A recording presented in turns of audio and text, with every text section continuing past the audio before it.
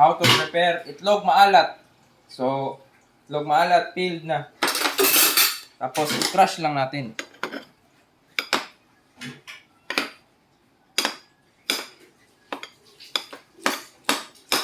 Okay.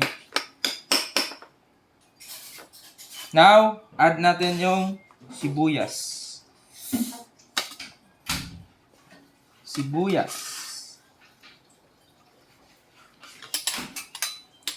Then, kamatis. Itong sibuyas is sliced na maliliit. Yan. Pipino.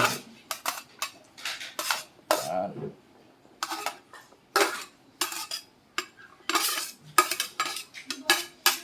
Pipino. Then next is pepper.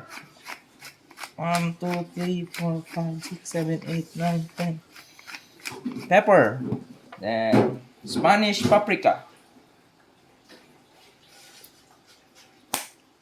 And chili powder. Then suka.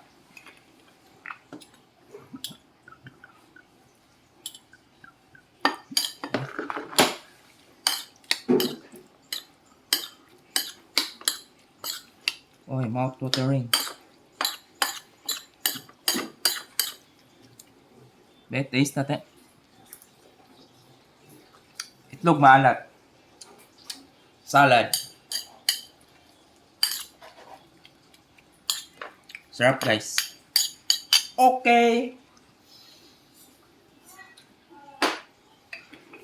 Okay na.